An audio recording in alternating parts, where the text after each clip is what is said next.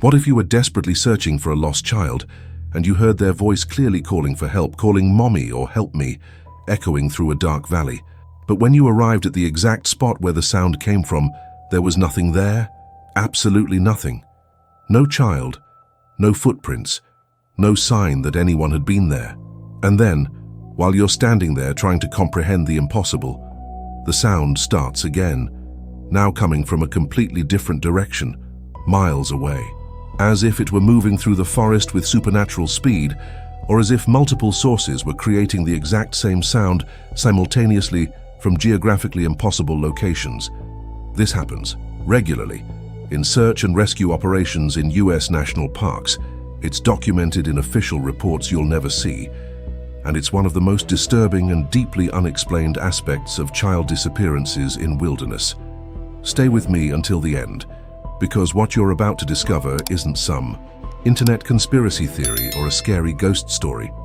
We're talking about a phenomenon documented through dozens of independent cases where professional search and rescue teams, rangers with decades of experience, trained volunteers, and even families of missing children all report hearing the voices of distressed children coming from valleys, ravines, or dense forest areas during search operations.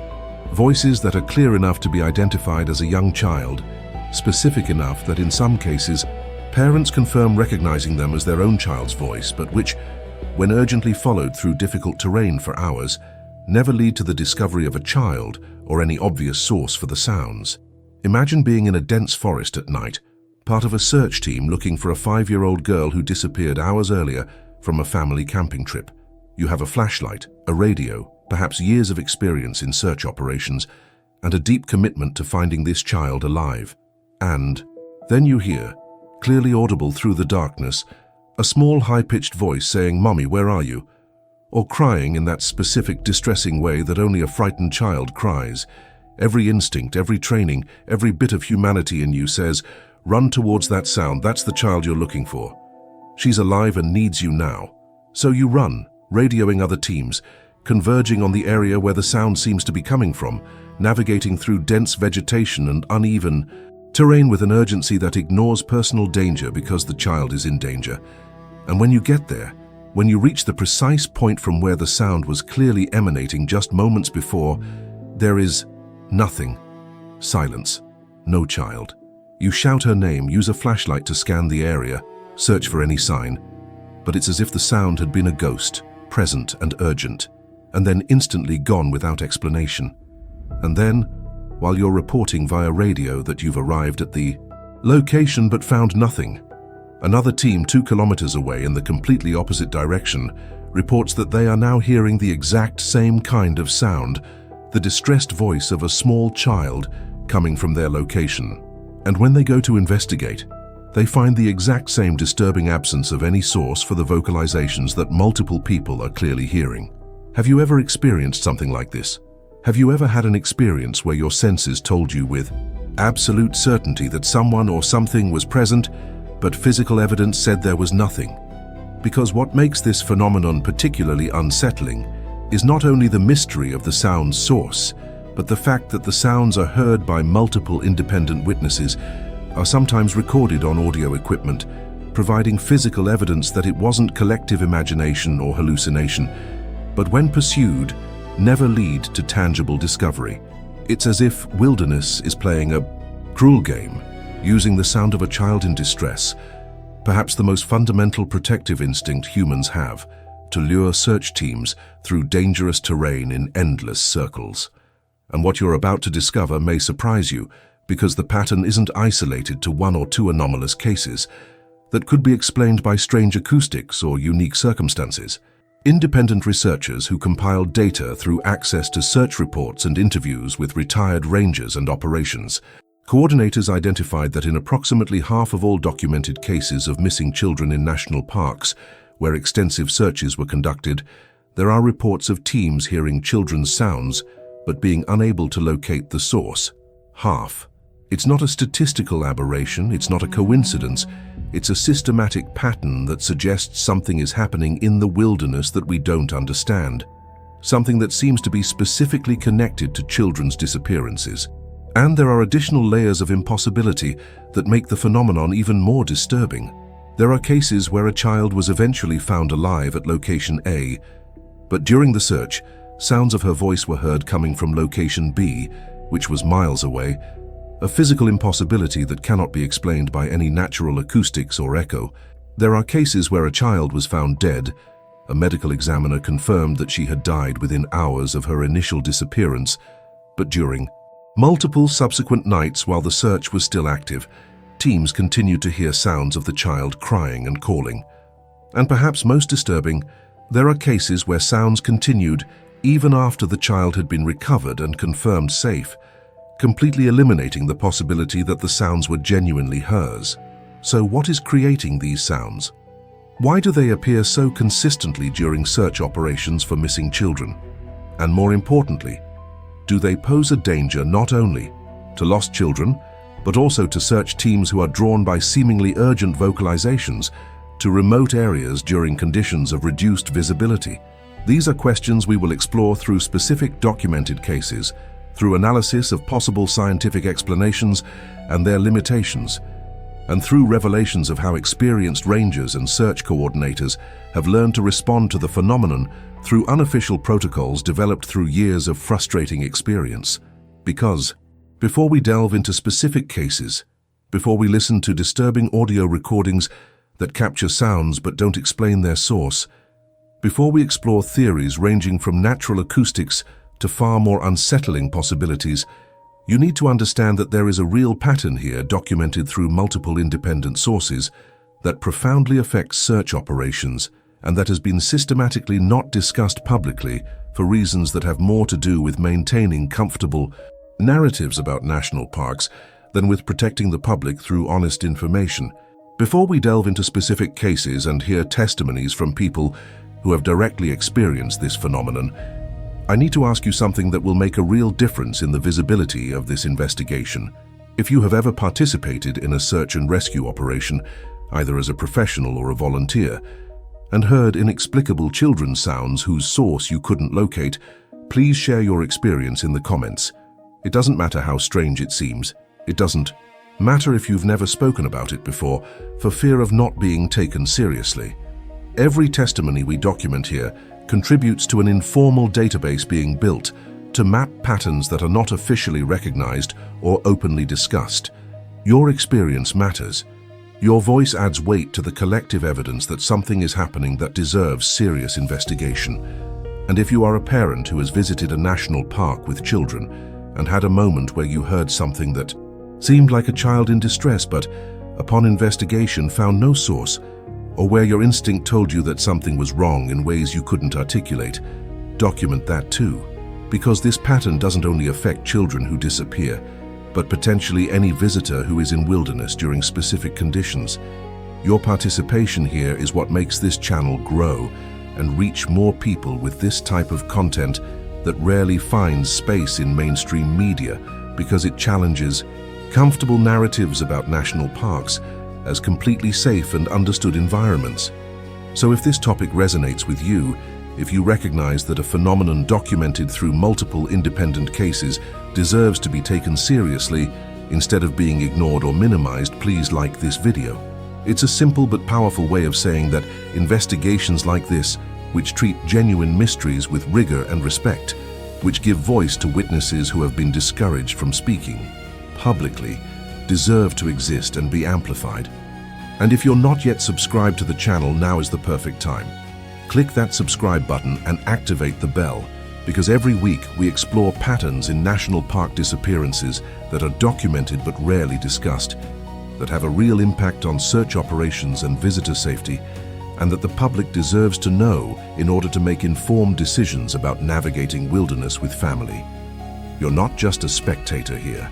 You're part of a growing community of people who believe that transparency and honest investigation of unexplained phenomena serve the public better than institutional silence or superficial explanations that don't address the real complexity of patterns. Now, with you by my side in this investigation, let's first look at a specific case that perfectly exemplifies this phenomenon.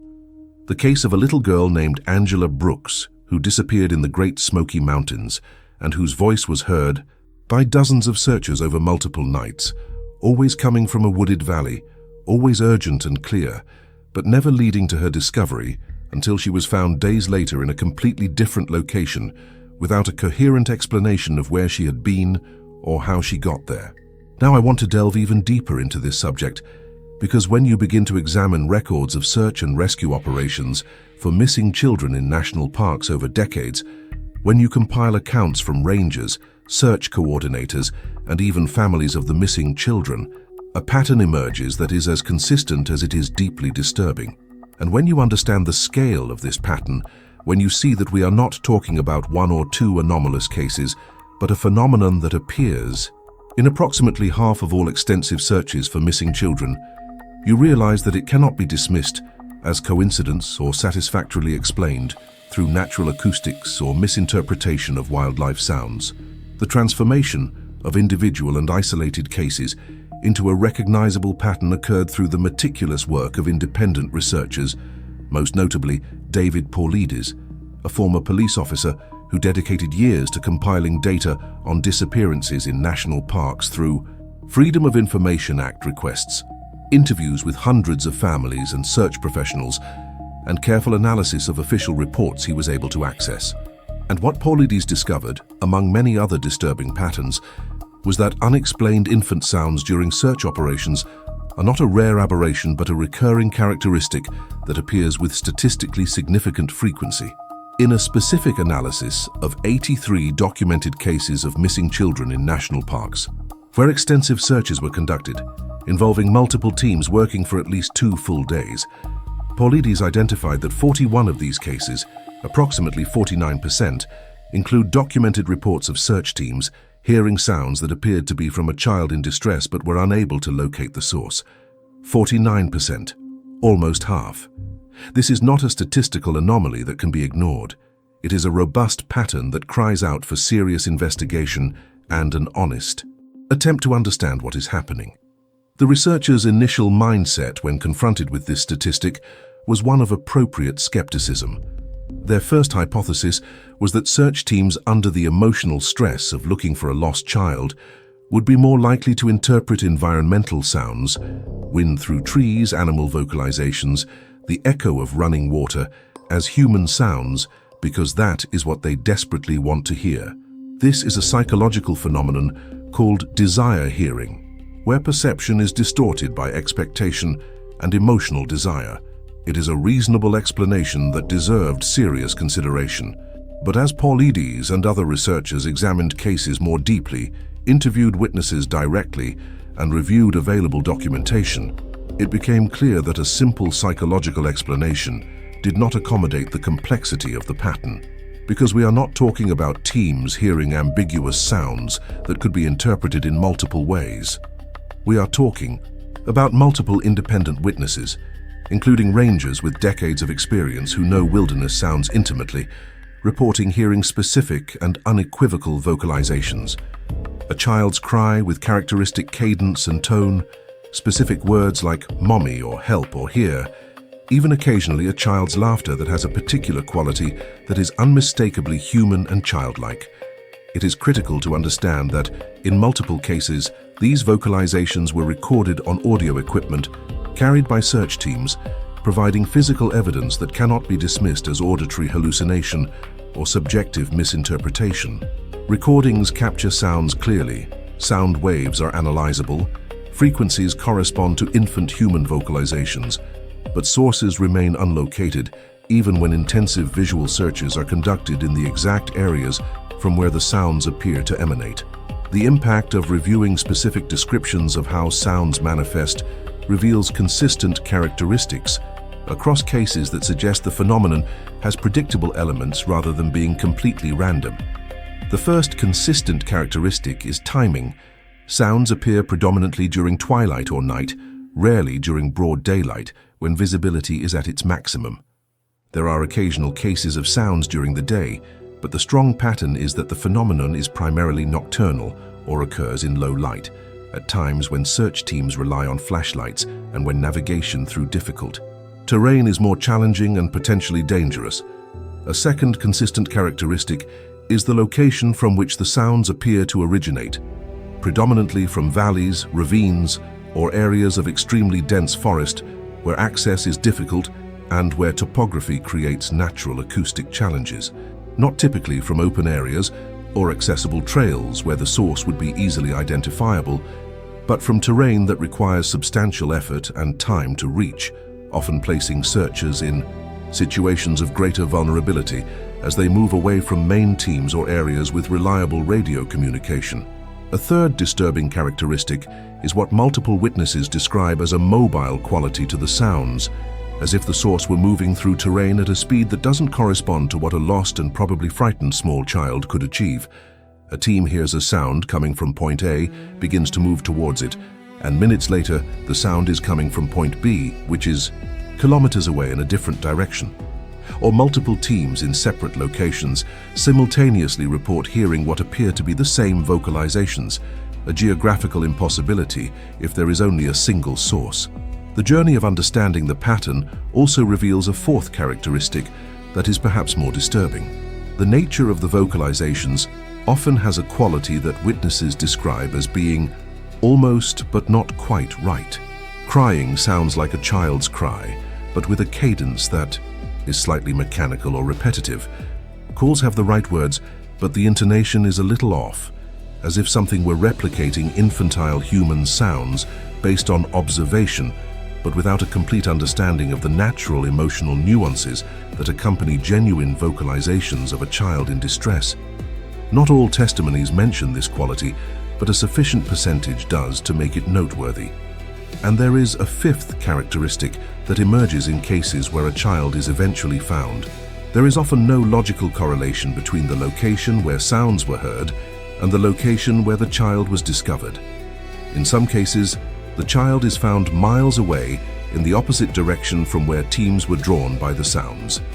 In other, more disturbing cases that we will explore, the child is found dead, and the timeline established by the forensic doctor indicates that death occurred before the sounds were heard, eliminating the possibility that the vocalizations were genuinely from the missing child. The statistical truth that 49% of extensive searches include reports of unexplained sounds cannot be ignored or easily rationalized. If it were 10%, perhaps one could argue that it is a margin of cases where unique acoustic circumstances or wildlife coincidence created confusion. But almost half suggests that there is something systematic happening, something that is specifically connected to the context of missing children and subsequent search operations. The pattern is not limited to a specific geographic region or particular terrain type. Documented cases come from national parks across the entire spectrum of the United States, Great Smoky Mountains in the east, Yosemite and Sequoia in the west, Yellowstone and Glacier in the north, Big Bend in the south, humid temperate forest, montane coniferous forest, arid desert. Every type of ecosystem represented in national parks has instances where the pattern appears. So it's not a phenomenon of a specific environment, but something more fundamental related to wilderness and situations involving lost children. There is also a relevant temporal aspect to the pattern. Documented cases extend across decades, from the 1960s, when records began to be more systematic, to the present. It is not a new or recent phenomenon. It is something that has apparently been happening for as long as we have organized records of search and rescue operations. And conversations with older, retired rangers suggest that informal knowledge of strange sounds during searches has existed for generations within the Park Service, passed down from veterans to recruits through quiet conversations and unofficial warnings about what to expect. The impact of pattern recognition has profound implications both for understanding what is happening and for how search operations are conducted. If sounds are genuinely from lost children, but valley acoustics are creating impossible distortions that make sources appear to come from the wrong locations, then teams are being systematically diverted from where they should be searching, wasting precious time and resources chasing phantom echoes. If sounds are not from lost children, but from something else mimicking infant vocalizations, then the urgent question becomes, what is this something? Why is it doing this? And does it pose an additional danger? There is an ethical and practical dilemma that search coordinators face when confronted with reports of sounds. Completely ignoring them would risk not responding to a genuine call from a child who could be saved, but aggressively pursuing every reported sound when historical patterns suggest it is unlikely to lead to a discovery, wastes resources that could be better applied to searches based on statistical probability and physical evidence. There is no easy answer, and the weight of making these decisions in real time when a child's life may be at stake is immense. Comment below. 49% is a lot. If you recognize that when almost half of all extensive searches include reports of unexplained infant sounds, it cannot be dismissed as rare cases or statistical aberration, but represents a genuine pattern that deserves serious scientific investigation instead of being ignored or minimized. Now I want to delve even deeper into this subject because statistics and general patterns tell an important part of the story. But to truly understand the perplexing nature of the phenomenon, you need to know the specific case with all the human details and impossibilities that make it unforgettable. And there is no case that exemplifies the pattern more perfectly or that is more profoundly disturbing in its implications than the disappearance of Angela Brooks in Great Smoky Mountains National Park in August 2003. Because Angela's case has it all, a young girl disappearing under circumstances that should have made the search relatively simple, sounds of her voice being heard by dozens of witnesses over multiple nights, parents confirming it was definitely their daughter's voice, but an intensive search never locating the source, and then Angela being found alive in a completely different location with no coherent explanation of where she had been or how she got there.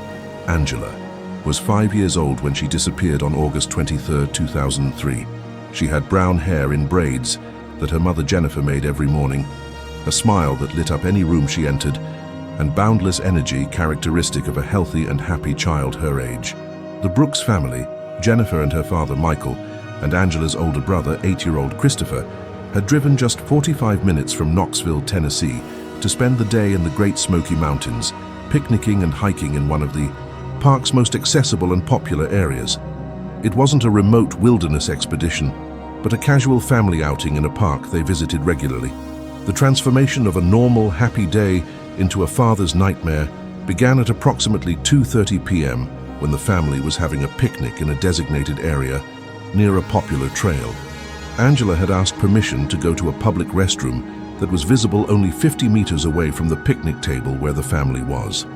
Jennifer said yes, but instructed Christopher to go with his younger sister to ensure they arrived safely. Christopher, with the responsibility of an 8-year-old older brother, agreed, and both children walked towards the restroom while Jennifer and Michael tidied up leftover lunch. But Christopher returned alone 2 minutes later, confused and beginning to get scared, saying that Angela had gone into the women's restroom and he had waited outside. But she hadn't come out, and when he called to her through the door, there was no answer. Jennifer immediately went to check, entering the restroom and finding it completely empty. Angela wasn't there. Jennifer began searching the immediate area around the restroom, calling Angela's name, assuming that perhaps she had decided to explore instead of returning directly. But minutes passed without any sign of Angela, and what began as mild irritation quickly escalated into genuine panic. Michael contacted park rangers within 15 minutes of Angela being reported missing, and the response was swift and massive. The Great Smoky Mountains is the most visited national park in the United States, and the Park Service there has substantial experience and resources for search operations. Within an hour, more than 30 people, including rangers, local search and rescue volunteers, and other park visitors, were searching for Angela. The area was cordoned off, a helicopter was requested, and search dogs were brought in. Everything that needed to be done was being done, with urgency and professionalism. Jennifer and Michael's mindset during the first few hours was one of growing terror mixed with forced confidence that Angela would be found quickly. She was a 5-year-old child in a popular park during the day. There were dozens of people in the area. How could she have gone far or been hiding for long? But as hours passed and the search yielded no sign of Angela, not a clear footprint, not a piece of clothing, not an answer to the constant cries of her name, the reality that something was terribly wrong began to sink in. Then came the second night, approximately 28 hours after Angela had disappeared. The search had continued throughout the previous night and all day without pause. But as darkness fell again, the search coordinator reorganized teams and designated specific sectors for nighttime searching. One of the teams, composed of 4 experienced search and rescue volunteers, was scouring a wooded valley area approximately 1.5 kilometers from where Angela had disappeared, when the team leader, a man named Robert Chen with over 10 years of search experience, heard something that made him stop abruptly and gesture for the team to be quiet. It was a small child's voice, clear and distinct through the darkness of the forest, calling "Mommy, Mommy" in a tone that was simultaneously distressed and hopeful. Robert immediately used the radio to report that the team had heard a child's voice coming from a valley ahead of them, approximately 100 to 200 meters away, based on volume and clarity of sound. 2 other teams in adjacent areas reported hearing the same sound, confirming that it was not the imagination of an individual team. The search coordinator immediately instructed all nearby teams to converge on the valley area, and critically, requested that Jennifer and Michael be brought in to listen and confirm if it was Angela's voice. The impact of Jennifer hearing that voice coming from the darkness of the valley was one of overwhelming relief mixed with desperate urgency. She confirmed without hesitation that it was Angela. She would recognize a daughter's voice anywhere. It was definitely her calling for Mommy. Michael agreed. It was Angela without a doubt.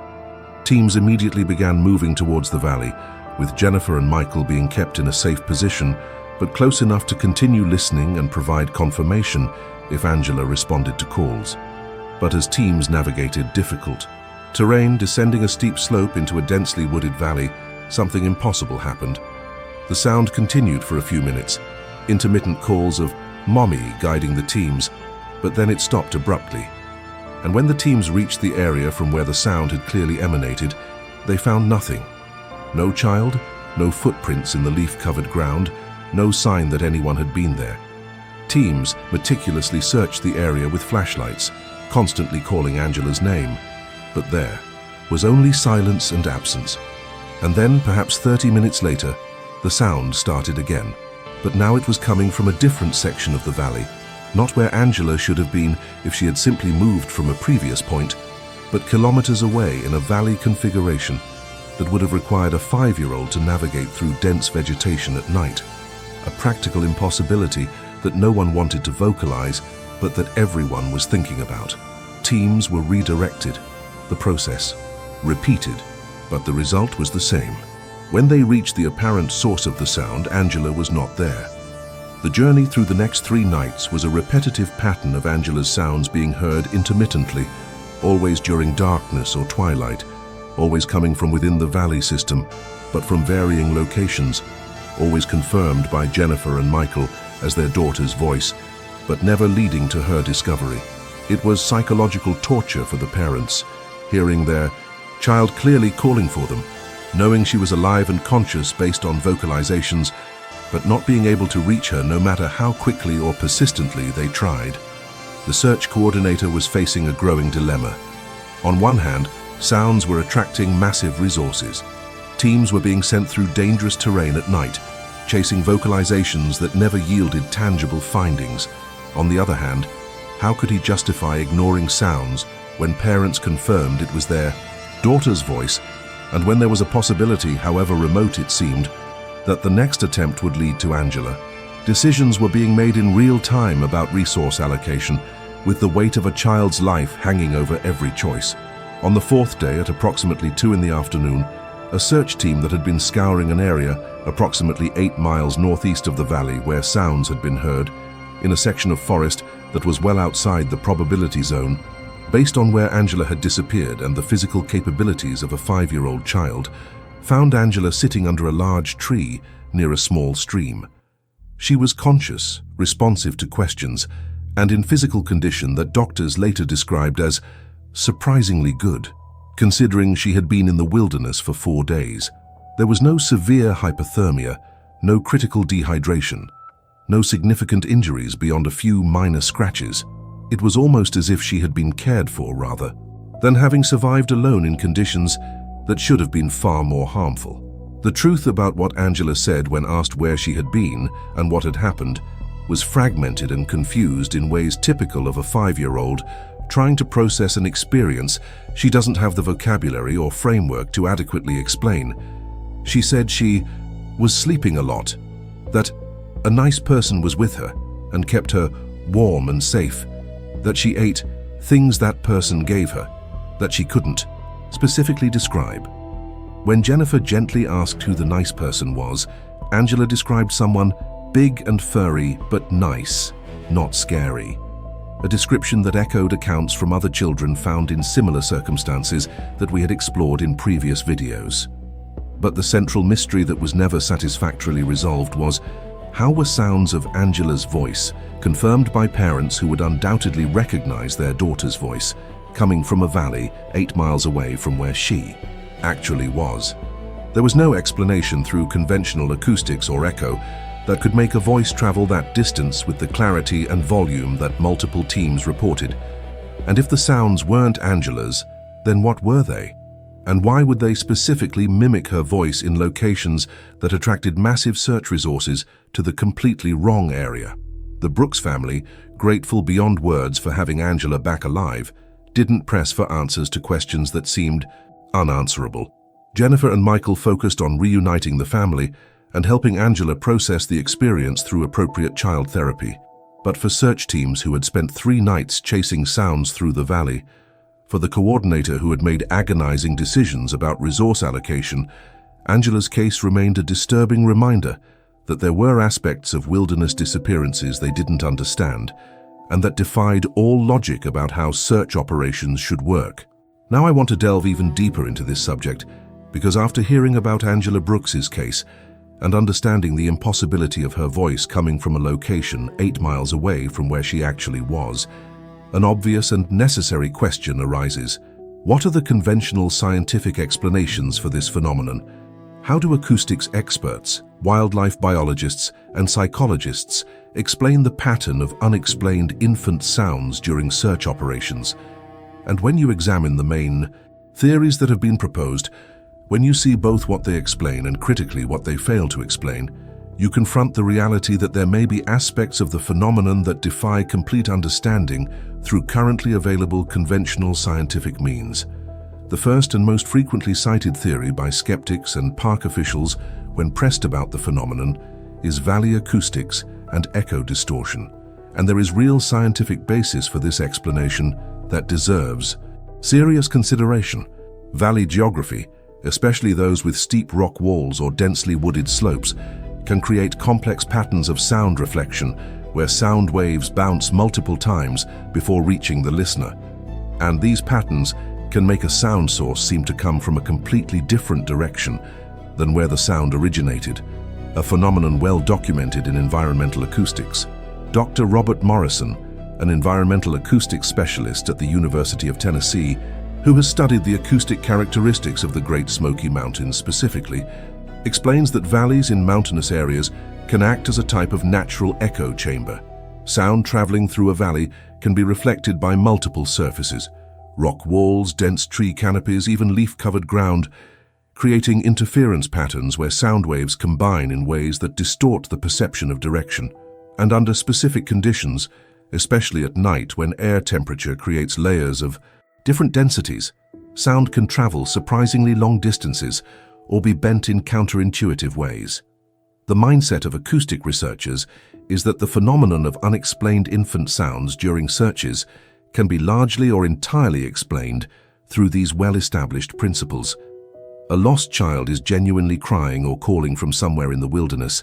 Sound waves from that vocalization travel through a valley with complex geometry, are reflected and distorted, and reach search teams in a way that makes the sound seem to come from a completely different location than the actual source. It's an elegant explanation that requires invoking nothing more than known physics and measurable topography. However, there are significant problems when valley acoustics theory is applied to specific cases like Angela's. First problem: acoustic distortion could explain sound appearing to come from the wrong direction, but it doesn't easily explain sound appearing to come from multiple directions simultaneously, or sound moving progressively across multiple nights from locations that are miles apart.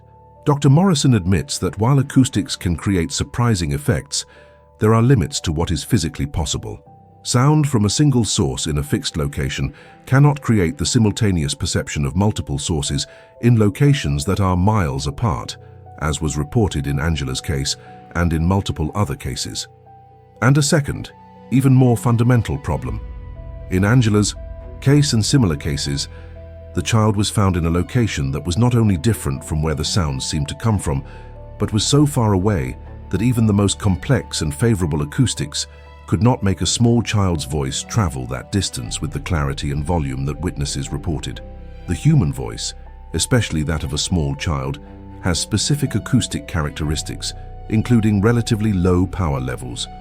Without amplification, a child's voice is typically not audible beyond a few hundred meters under ideal conditions, much less 8 miles, through densely wooded mountainous terrain. The impact of considering a second scientific theory leads us to wildlife biology and the possibility that sounds are not human vocalizations, but rather animal calls that search teams under stress misinterpret, and there is genuine precedent for this explanation. Cougars, which inhabit many national parks, including the Great Smoky Mountains, are known to make vocalizations that can occasionally sound surprisingly similar to humans. Cougar cries during mating or territorial behavior can have a high-pitched quality reminiscent of a human scream. Owls, especially barred owls, which are common in eastern forests, make nocturnal calls that under certain conditions can have a cadence that remotely resembles human speech.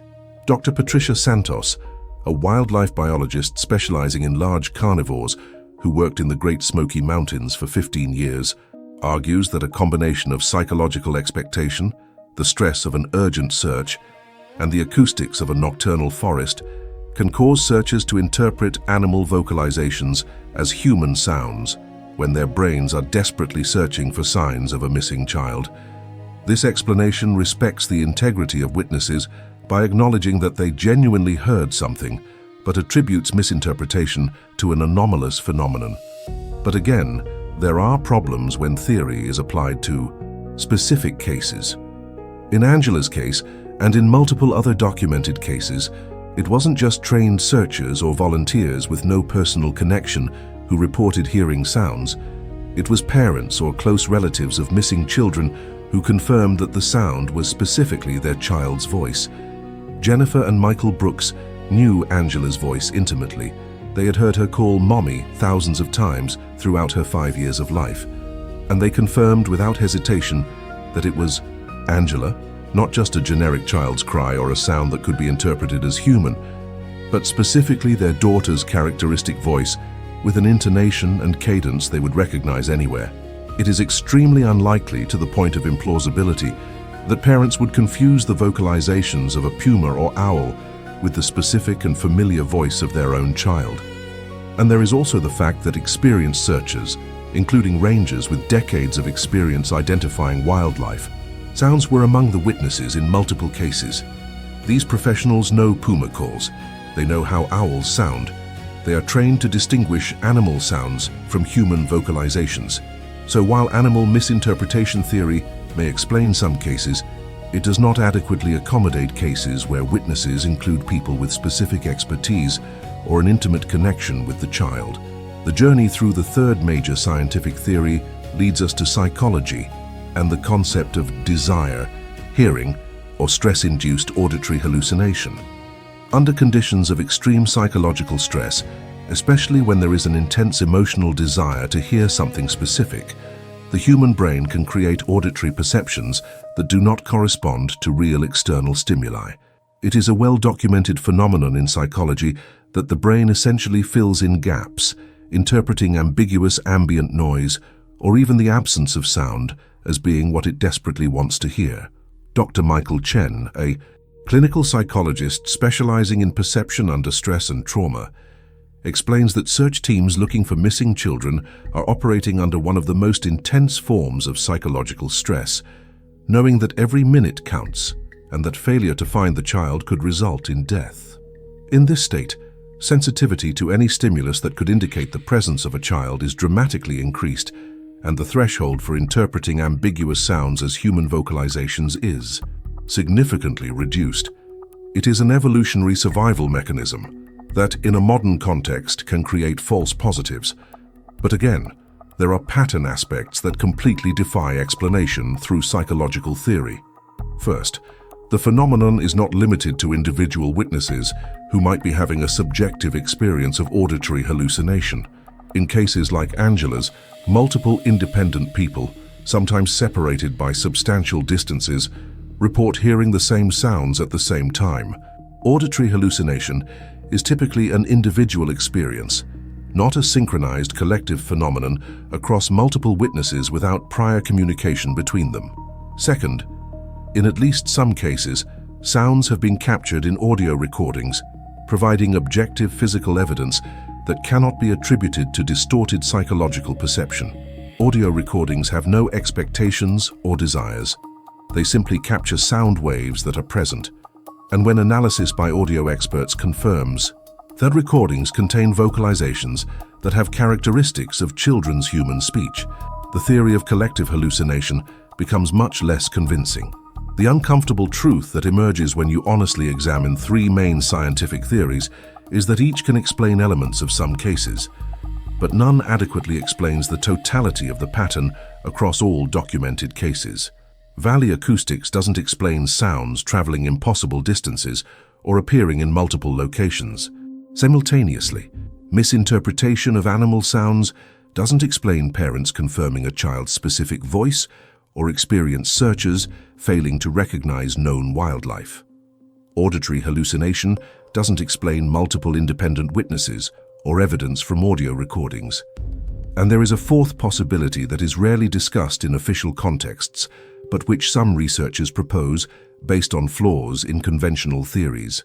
The possibility that the sounds are not from lost children, nor from animals, nor from distorted perception, but from something else in the wilderness that is capable of replicating or imitating infantile human vocalizations. This theory enters speculative territory and faces justifiable skepticism, but it deserves consideration if conventional theories fail to accommodate the evidence. And as we explore additional cases where impossibilities accumulate, the possibility that there is something fundamental about the phenomenon that current science does not capture becomes progressively harder to ignore. Comment below. Science doesn't explain everything. If you recognize that while conventional scientific theories have value and can explain some aspects of phenomena, there are pattern elements that defy complete explanation through currently understood acoustics, biology, or psychology, suggesting that there may be more going on than existing frameworks accommodate. Now I want to delve even deeper into this subject, because if the Angela Brooks case demonstrates the impossibility of a voice originating from the wrong location, there is another case that adds a completely new layer of impossibility to the pattern, a case that challenges not only conventional acoustic explanations, but fundamental laws of physics about how sound propagates through space. And when you understand the details of the Morrison twins case in Yosemite National Park in June 2011, when you see that there is physical evidence in the form of audio recordings that have been analyzed by experts, you confront a mystery that cannot be easily rationalized or dismissed as misperception or a psychological phenomenon. Michael and Sarah Morrison were 4-year-old twins, fraternal but incredibly close in the way twins often are, sharing their own language of invented words and having a connection that parents David and Lisa Morrison described as almost telepathic in their ability to anticipate each other's needs and emotions. The Morrison family had traveled from San Diego to Yosemite for a long weekend camping trip in June 2011, a trip they had planned for months and that the twins were extremely excited to take. It was their first big camping trip, their first time in a famous national park, and David had promised to show them spectacular waterfalls and maybe even bears from a safe distance.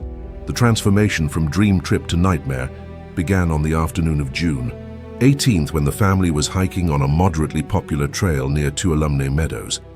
The trail wasn't particularly difficult, well marked, and with several other families visible both ahead and behind. Michael and Sarah were walking approximately 10 meters ahead of David and Lisa, within direct line of sight, behavior that the parents had allowed because the trail was clear and there were other people around. But then David stopped momentarily to take a picture of the mountain views, a process.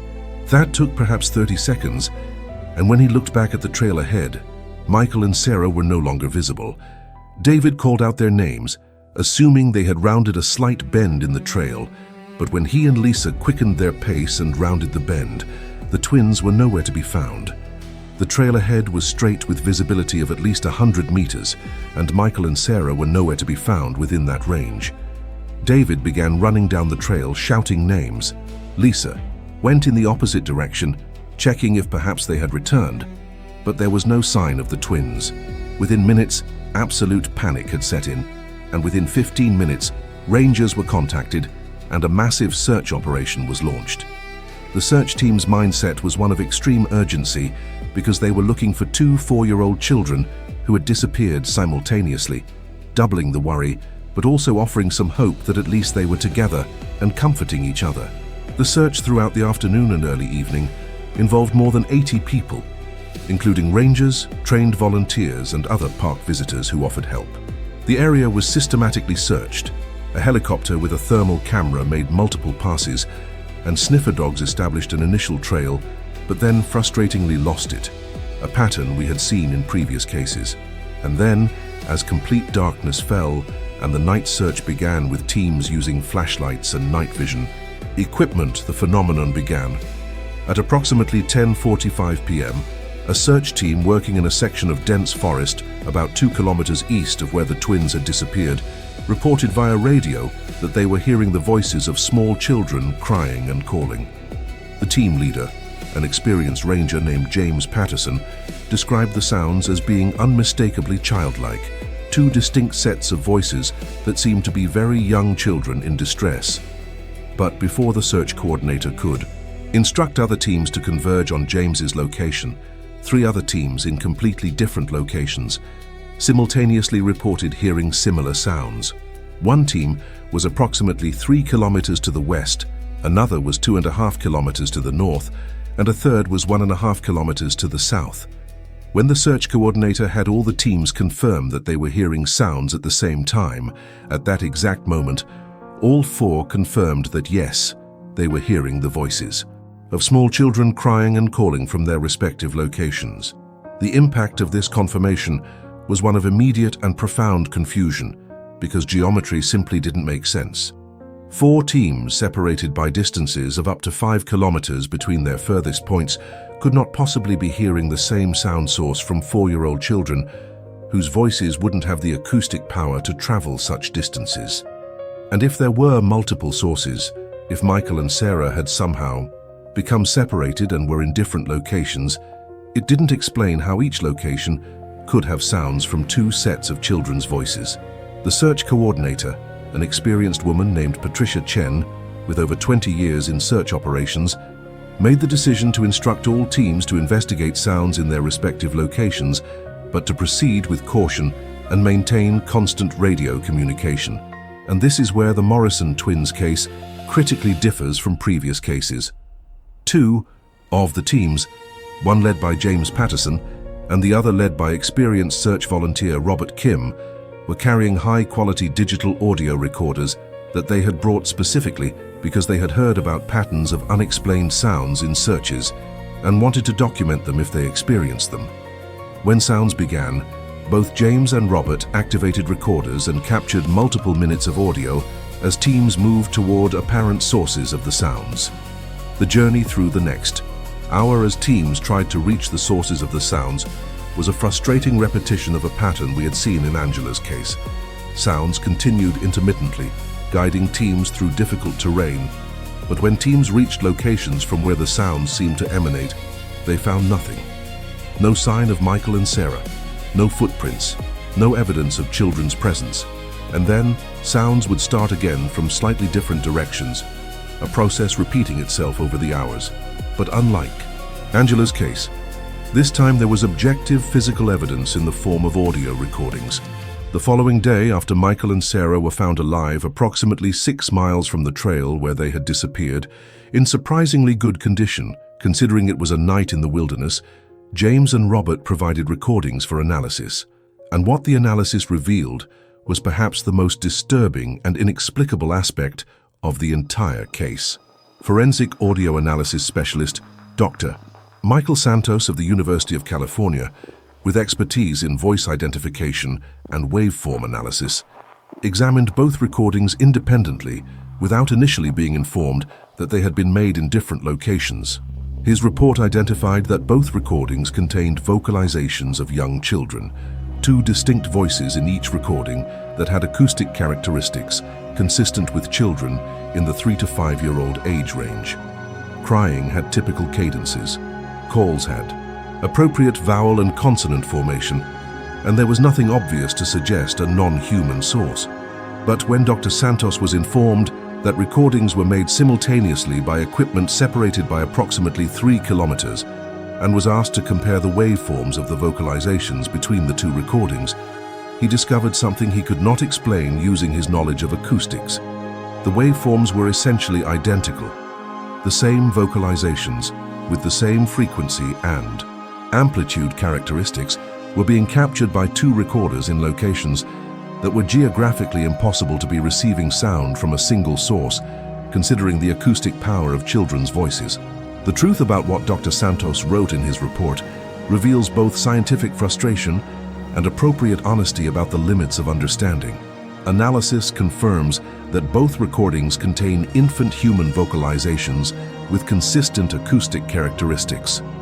Waveform comparison indicates that vocalizations in the two recordings are essentially identical in temporal structure and frequency, strongly suggesting the same source.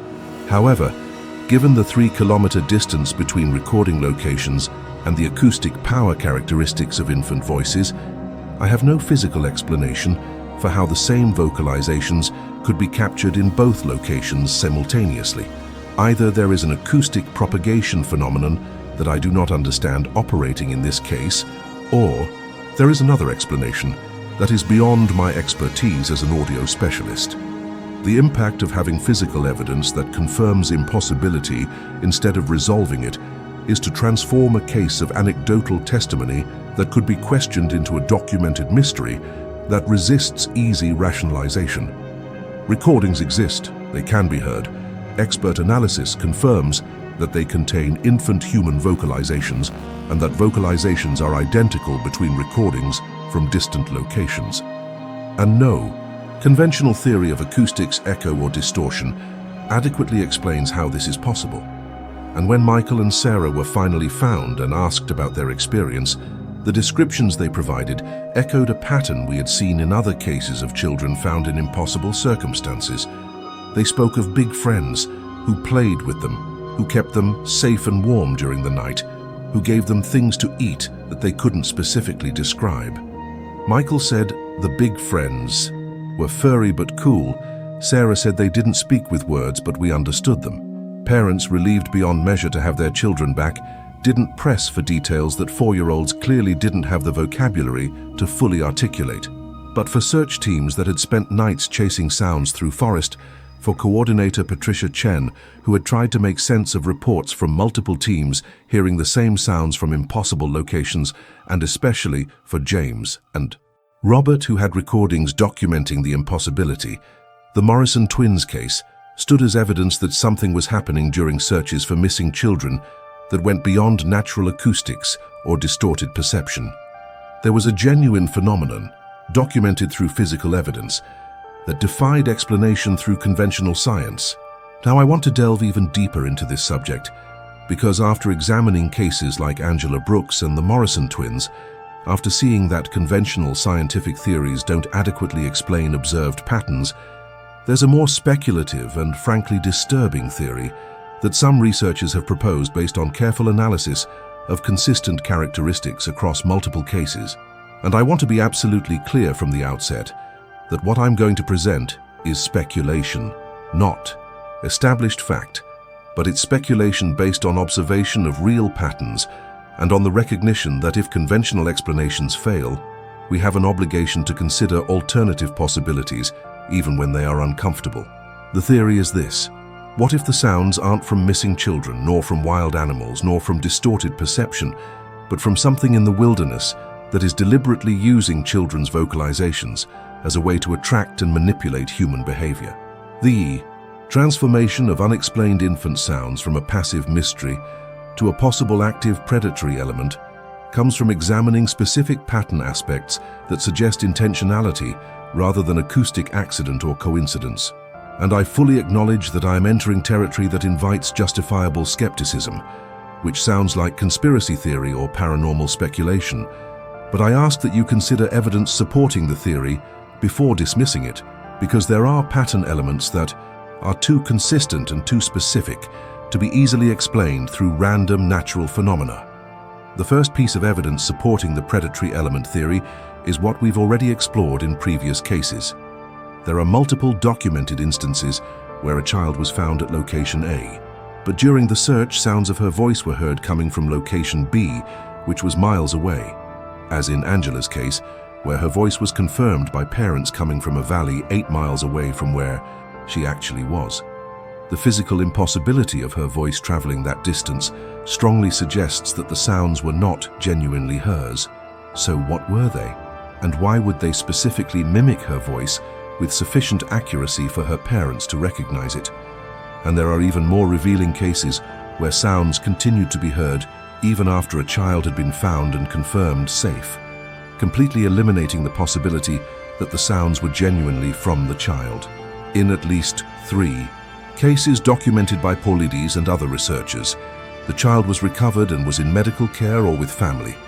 But search teams still in the field cleaning equipment or conducting final area sweeps reported continuing to hear the child's vocalizations coming from the same areas where they had heard them during active searches. If a child is confirmed safe in a known location, the sounds obviously aren't theirs. So what is creating vocalizations that multiple witnesses hear and that in some cases are recorded? The mindset of researchers when confronted with this evidence was initially one of resistance to the obvious implication, because it requires accepting the premise that there is something in the wilderness capable of replicating human vocalizations with sufficient accuracy to deceive not only trained seekers, but also parents who know their own children's voices. It seems impossible, like entering the realm of science fiction or folklore, but there are precedents in nature for sophisticated acoustic deception as an evolutionary strategy. Multiple bird species mimic the calls of other species, sometimes as a form of competition for territory, sometimes as a way to attract prey that responds to a familiar call. There are even documented cases of predators mimicking prey vocalizations to attract them. So the principle of using vocal imitation as a strategy is not without precedent in biology. The question is there anything in US national parks that has the cognitive and acoustic capacity to specifically imitate human vocalizations? And if so, why would it do so specifically in the context of missing children and subsequent search operations? And this is where the theory becomes more speculative, but also potentially more important if there is any truth to it. The impact of considering possible motivations for using infant vocalizations as a trap or deception leads us to recognize that if there is intelligence in wilderness interacting with humans, using the sound of a child in distress would be an extraordinarily effective way to manipulate human behavior. There is no more powerful stimulus to compel humans to act impulsively, to ignore considerations of personal safety, to enter dangerous areas during low visibility conditions, than the sound of a child calling for help. It is the most fundamental protective instinct we have, refined through millions of years of evolution, where species survival depended on adults responding urgently to the distress of children. The pattern of when sounds appear reinforces the possibility of a predatory element. Sounds appear predominantly during twilight or night, times when human visibility is drastically reduced, but when many natural predators have an advantage through superior night vision or other senses.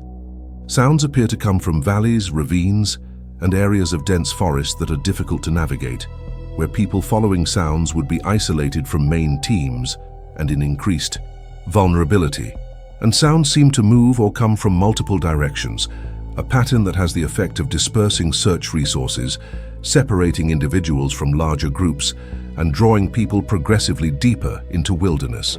The journey of considering what might have the capacity to mimic human vocalizations inevitably leads us to a theory that appears in multiple contexts related to disappearances in national parks.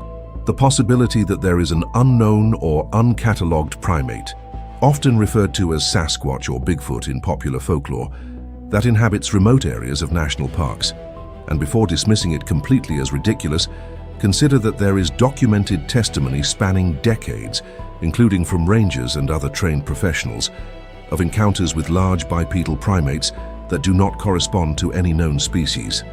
There are footprints that have been analyzed by primate biology experts and that show characteristics that correspond neither to humans nor bears but have elements of both.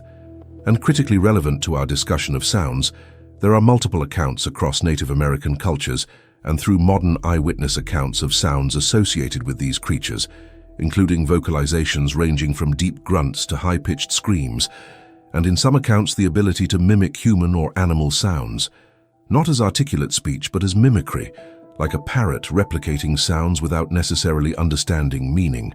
If such a creature exists, and if it has sufficient cognitive capacity to recognize that human infant vocalizations compel an urgent response from adult humans, using these vocalizations as a way to lure people to remote areas would be an extraordinarily effective strategy. But the motivation for attracting humans remains a disturbing question. A more benign theory would be curiosity, that creatures are intelligent enough to be curious about humans, but cautious enough not to want direct confrontation.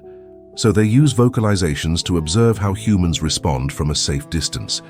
A more sinister theory is predation, that creatures see humans, especially young children, as potential prey and use vocalizations as a way to isolate individuals from groups or to create confusion that facilitates capture. And there is an intermediate theory that creatures are not necessarily malicious but territorial and use vocalizations as a way to divert humans from specific areas or to test human capabilities and intentions. The truth is that without definitive identification of what is creating the sounds, without direct scientific capture or observation, any discussion of motivation is purely speculative.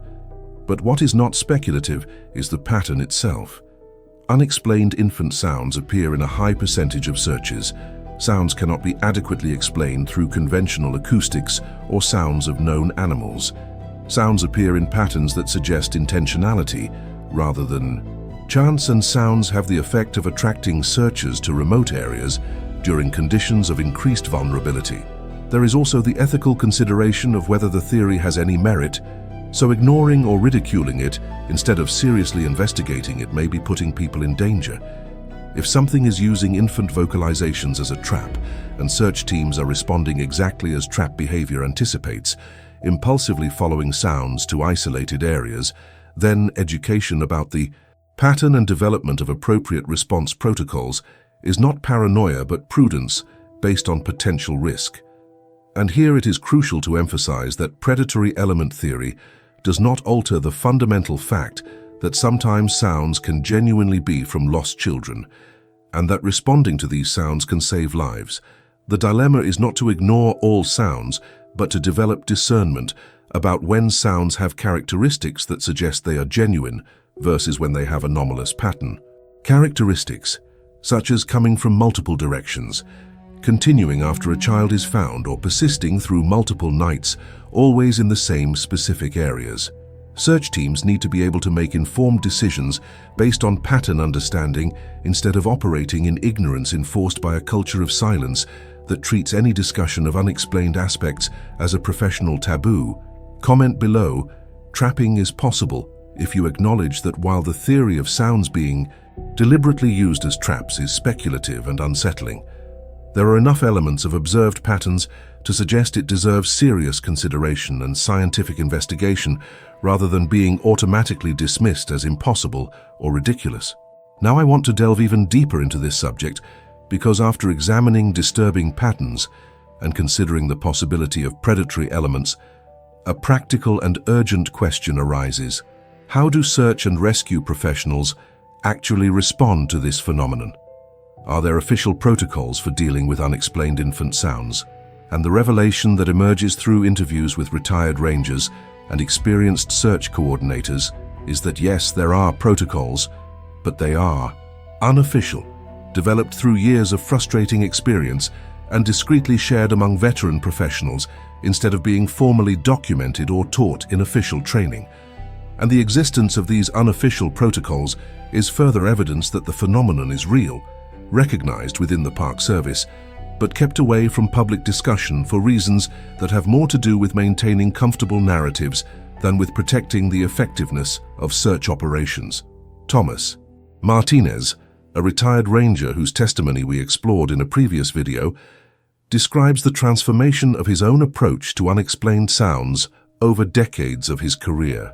In the early years, when teams reported hearing childlike sounds, the response was always to investigate immediately and aggressively, mobilizing maximum resources, presuming the sounds were genuinely from a lost child and that every second counted. But after multiple experiences, where sounds led teams in circles through dangerous terrain without ever yielding a discovery, where patterns began to emerge from sounds moving or coming from multiple impossible directions, Thomas and other veteran rangers began to develop a more cautious and strategic approach.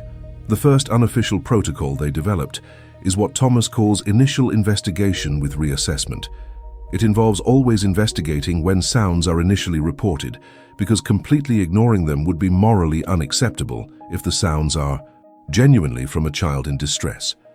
But if multiple attempts to reach the sound source fail, if teams arrive at locations where sounds seem to emanate and find nothing, they begin to question whether the sound is what it appears to be.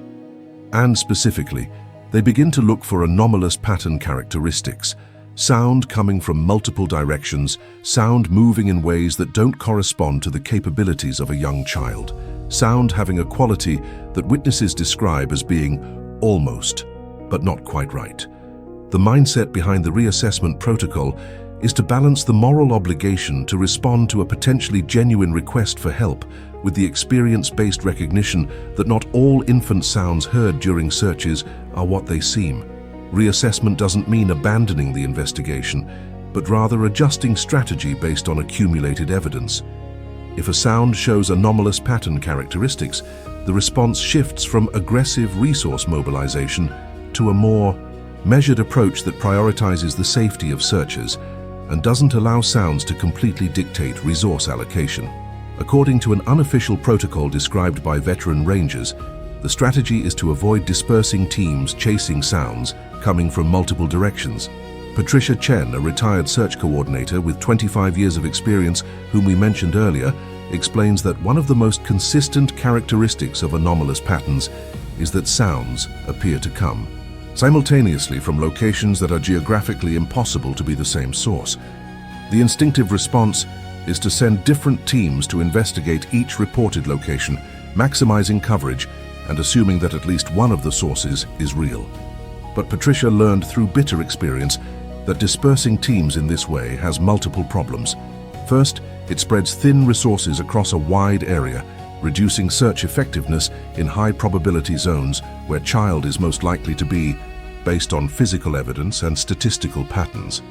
Second, it places small groups or even individuals in remote areas during low-visibility conditions, increasing risk for the searchers themselves. And third, if there is a predatory element using sounds as a trap, dispersing teams is exactly what trap behavior seeks to achieve, separating individuals from larger groups and luring them into vulnerable areas. So the protocol that Patricia and other experienced coordinators developed is to keep teams in larger formations, groups of at least 4 to 6 people, even when sounds come from multiple directions. Investigate the nearest or most accessible area first, but don't allow sounds to fragment team organization. And if sounds continue to move or appear in new locations as teams investigate, that's a sign to increase suspicion that the sounds aren't genuinely from a missing child, but from something else. The impact of a third unofficial protocol is perhaps most revealing of institutional recognition of the phenomenon. The protocol is, if a child is found but sounds continue to be reported, treat them as unrelated to the child and potentially as something that should not be pursued. Robert Jennings, a retired glacier ranger we interviewed, describes a specific case where a 6-year-old boy was found alive and recovered, confirmed safe and being transported to a hospital, but teams still in the field conducting final area cleanup reported continuing to hear the voice of a young boy calling and crying coming from the same general area where they had heard it during active searches. Robert instructed teams via radio not to investigate sounds, to quickly complete equipment cleanup, and to return to base area. When later questioned by confused team members about why they ignored the sounds, Robert explained off record that when sounds persist after a child is confirmed safe, they cannot be from the child, so they must be from something else, and experience. Suggested that chasing these sounds does not lead to useful findings, but can place searchers in unjustified, risky situations. It was an implicit admission that veteran rangers recognize there is something in parks creating sounds that are not from lost children. But this recognition is never formalized or officially documented, and the fourth unofficial protocol, which is perhaps further evidence of a culture of institutional silence, concerns how sounds are documented in official search operation reports. Multiple retired rangers confirm that there is consistent pressure, sometimes explicit but more often implicit, to use extremely neutral language when documenting unexplained sounds. Instead of writing, "Teams heard a child's voice coming from multiple impossible locations," the report will say, "Sounds of undetermined origin were reported in Sector C." Instead of detailing that sounds continued after the child was found, the report will omit this aspect entirely as irrelevant. To the search outcome. The journey through the culture of documentation reveals how knowledge about the phenomenon is systematically filtered out of public records and maintained in a realm of oral wisdom among veteran rangers. Official reports that families receive, that researchers can access through the Freedom of Information Act, that the media can review, are sanitized to remove elements that would create uncomfortable questions or suggest aspects of searches that we don't understand. And rangers who attempt to include more complete or speculative details are redirected during the report review process, instructed to stick to verifiable facts and avoid language that could confuse or alarm families. Thomas Martinez describes the frustration of knowing he was participating in a system that kept important information away from the public, but feeling powerless to resist without sacrificing his career. He tried on multiple occasions over the years to include more detailed descriptions of anomalous sounds in reports, arguing that complete documentation was important for identifying patterns and developing better protocols. But each time he was instructed by supervisors that specificity was not necessary, that sounds of undetermined origin was sufficient, and that additional details would only raise questions that had no satisfactory answers. There is also the element of active rangers being explicitly warned against discussing anomalous aspects of searches, publicly or even with colleagues outside their circle of trust. Patricia Chen describes that after a case where she had mentioned in a media interview that teams had reported unusual sounds during a search, she was called in by her supervisor and informed that her comments had created unnecessary speculation, and that in the future all media inquiries should be directed to designated public relations officers. She was not formally disciplined, but the message was clear. Discussing strange aspects publicly was behavior that could affect career evaluations and future opportunities. The truth about why protocols exist only unofficially instead of being formalized and trained is that formalization would require institutional recognition that the phenomenon is real and significant. And recognition would require investigation and explanation, answers to questions from families and the public about what is creating the sounds and why the Park Service wasn't transparent about the standard. It's easier institutionally to keep knowledge informal, shared discreetly among veterans but never codified in ways that would create accountability or transparency. But the impact of maintaining unofficial protocols is that each new generation of rangers and search coordinators has to relearn lessons through frustrating and potentially dangerous experience instead of being proactively educated. And families of missing children don't receive complete information about what happened. During searches, they don't understand why teams went to or didn't go to certain areas. They lack the context to understand the decisions that were made. Institutional silence serves the organization, but not the people the organization is supposed to protect and inform. Now I want to delve even deeper into this subject, because after exploring the cases of Angela Brooks and the Morrison twins, where children were found alive but sounds didn't match locations, there's a third case that is perhaps more disturbing and definitive, because it completely eliminates any possibility of rationalizing that the sounds were genuinely from a lost child. And I need to warn you that this case involves the death of a child. So if that's a difficult emotional trigger for you, feel free to skip ahead a few minutes. But the case of Joshua Martinez in Rocky Mountain National Park in September 2015 is critical to understanding the true nature of the phenomenon, because it provides evidence that cannot be explained through any conventional theory, forcing a confrontation with the reality that there is something in national parks capable of replicating infant human vocalizations even when the child is actually dead. Joshua Martinez was a 7-year-old boy from Colorado Springs, energetic and adventurous, who loved being outdoors and had gone on multiple hikes with his family in Rocky Mountain National Park over the years. On September 14, 2015, the Martinez family, parents Carlos and Maria and Joshua's older sister, 10-year-old Sophia, were hiking on a popular trail near Bear Lake when Joshua, who was walking approximately 20 meters ahead of the rest of the family, as he often did because he had boundless energy, disappeared. Carlos turned a corner on the trail expecting to see Joshua waiting for them as he usually did. But the trail ahead was empty, and Joshua was nowhere to be found. The transformation from a tranquil afternoon into an emergency happened in seconds. Carlos began running down the trail shouting Joshua's name.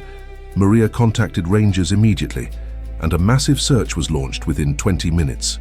The area was surrounded. Multiple teams began a systematic search, and a helicopter was mobilized. Everything that should have happened was happening with the urgency and professionalism that characterizes search operations in well-managed national parks.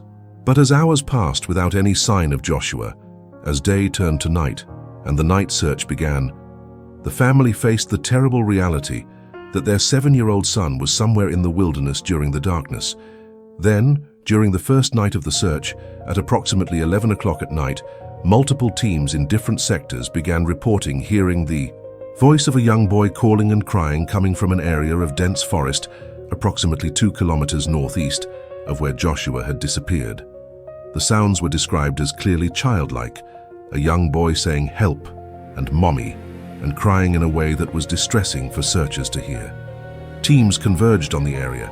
Carlos and Maria were brought in to listen and confirm if it was Joshua's voice, and both confirmed without hesitation that it was their son. They would recognize his voice anywhere. The search team's mindset was one of renewed urgency, mixed with hope that Joshua was alive and conscious and could be reached. But as teams navigated difficult terrain toward the apparent source of the sounds, a frustrating pattern we had seen in previous cases repeated itself. When they reached the area where the sounds seemed to be coming from, they did not find Joshua. Sounds continued intermittently throughout the night, always coming from the same general area of dense forest, but multiple attempts to locate a specific source failed. And as night progressed into dawn and eventually into the second day's sunrise, the sounds stopped and the search continued using systematic visual methods. The pattern repeated itself through the second and third nights. During the day, intensive visual searches yielded no sign of Joshua. At night, sounds of a young boy's voice were heard coming from a wooded area. Carlos and Maria confirmed it was Joshua. Teams investigated but found no source.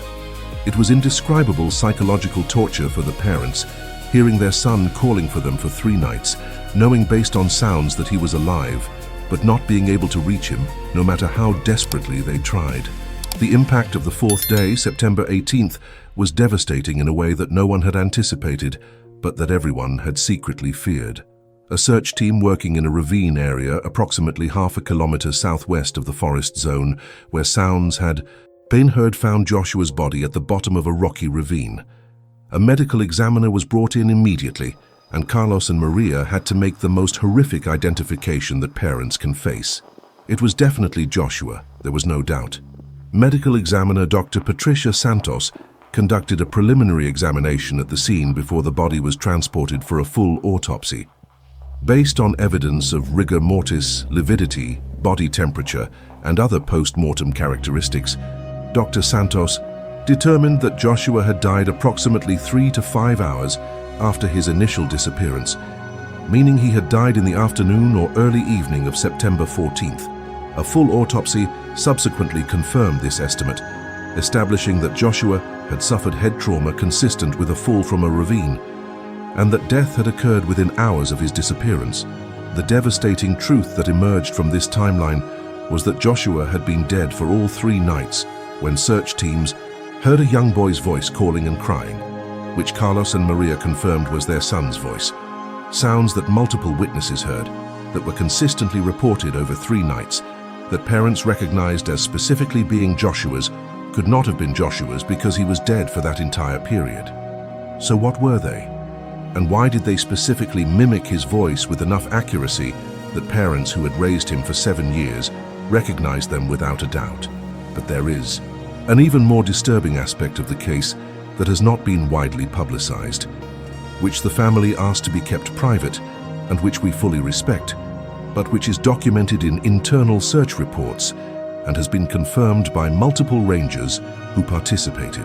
After Joshua's body was recovered on the afternoon of September 18th and confirmed to be him, and it was established that he had been dead for days, the search operation was officially concluded.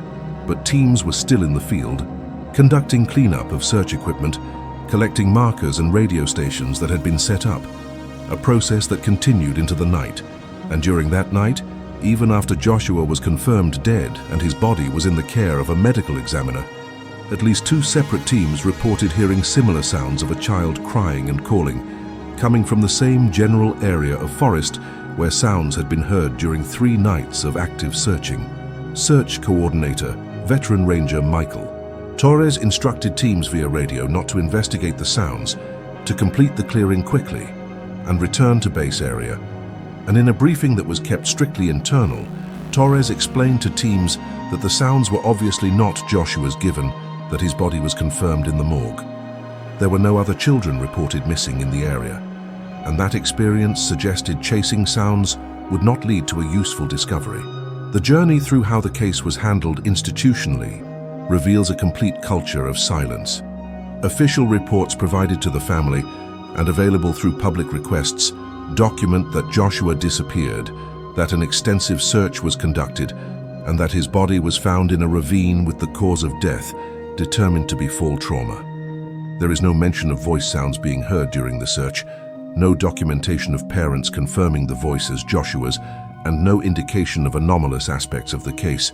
It's as if these elements simply didn't exist, erased from the official record through a sanitization process that is standard in cases with unexplained characteristics. But the rangers who participated, the volunteer searchers who heard the sounds, Coordinator Torres, who made the decision not to pursue the sounds after the body was recovered, all carry knowledge of what really happened, and multiple of them, after retirement or in confidential conversations, confirmed aspects of the case that are not in official reports.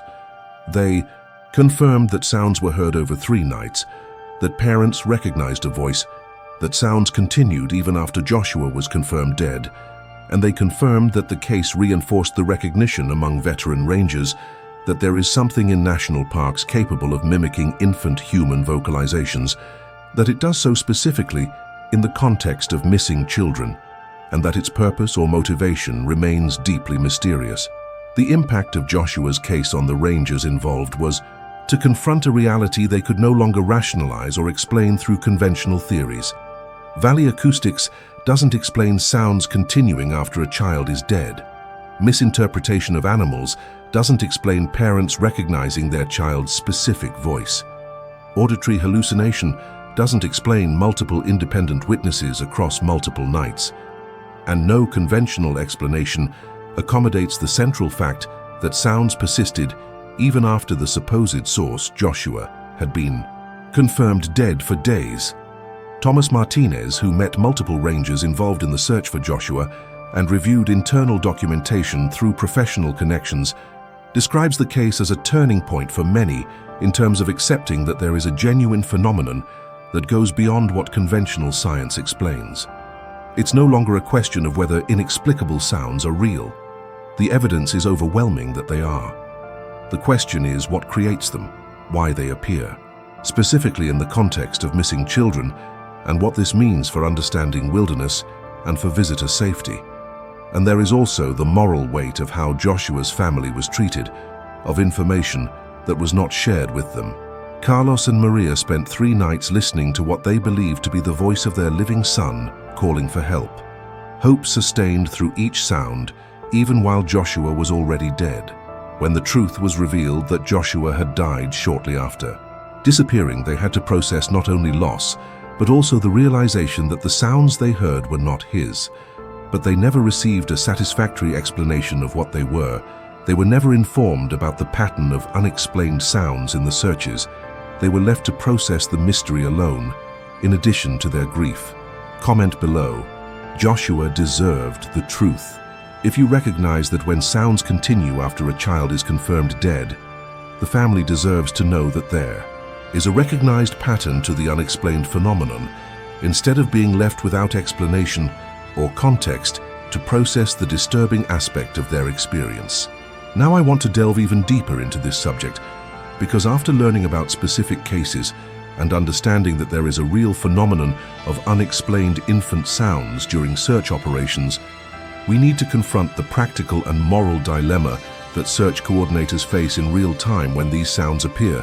And when you understand the weight of decisions that have to be made in a matter of minutes or even seconds, when you see that there is no obvious right answer and that any choice has potentially serious consequences, you develop deep empathy for professionals who are trying to do the right thing but operating with incomplete information about a phenomenon that we do not adequately understand. And humanizing this dilemma is important because it's not about criticizing coordinators for the decisions they make. It's about recognizing that they deserve better information and institutional support than they currently receive. Patricia Chen, a retired search coordinator whose perspective we mentioned earlier, describes the dilemma in a way that captures both the moral urgency and the practical impossibility of the situation.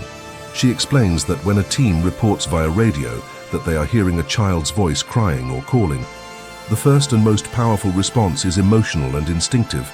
There is a child in distress who needs immediate help.